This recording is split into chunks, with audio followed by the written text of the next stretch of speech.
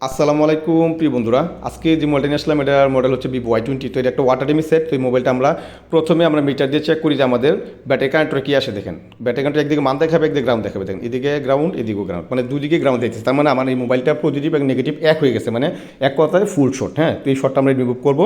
তো এই Y20 মডেলের সবচেয়ে বেশি সমস্যা আমি 90% মোবাইলই পাইছি ফুল শট আসলে আপনি নেটওয়ার্ক সেকশন থেকে হয়। হ্যাঁ, তো এই জন্য নেটওয়ার্ক আপনি প্রয়োজনে আপনার পাওয়ার আপনার পাওয়ার সাপ্লাই দিয়ে অথবা আপনি শর্ট ক্লিয়ার লাগে চেক করতে পারেন যে কোথায় শর্টটা কোন দিকে গরম হয়, ওই জায়গায় স্টিলটা কাটেন, সবটা কাটার দরকার নেই। তো আমি জানি যে এটা নেটওয়ার্ক সেকশন থেকে হয়।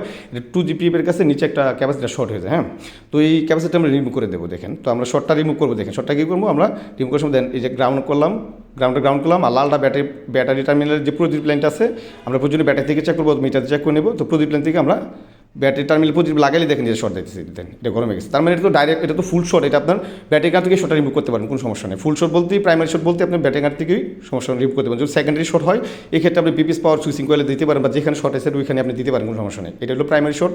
আর ব্যাটারি কার্ড দিলেও এটা শর্টটা আপনি খুঁজে পাবেন। তো দেখেন ক্যাপাসিটি আমরা ফালাই দিলাম, দেখবো আমরা মিটারে আমাদের মান আসে কিনা। মানে একদিকে গ্রাউন্ড দেখাবে, মান দেখেন মান চলে আসছে 378, আর এইদিকে গ্রাউন্ড। ঠিক আছে, তো দেখেন আমাদের সেটিং কমপ্লিট। মানে মোবাইলটা আমরা শো রানিং করে দেখাবো। আর আমরা এখানে মাপ দিলেও পারি যে আমাদের 2Gbps এর কাছে যে ক্যাপাসিটি এখানে মাপ দিলে আপনি পাবেন। সমস্যাটা যেখানে আমরা মান পাইলে হইলো, এখানে মান পাইলেই হলো। তো আমরা জাস্ট যেহেতু আমরা ব্যাটারি কারেন্টের শর্ট পাইছিলাম ওইখানেই আমরা মিটার চেক করলাম যে ওইখানে আমাদের মান আসছে। তো এই মোবাইলের ডিসপ্লে একটু সমস্যা, তো ডিসপ্লে চেক অন্য একটা ডিসপ্লে দিয়ে চেক করে দেখালাম মোবাইলটা আমাদের কমপ্লিট হয়েছে ইনশাল্লাহ। হ্যাঁ।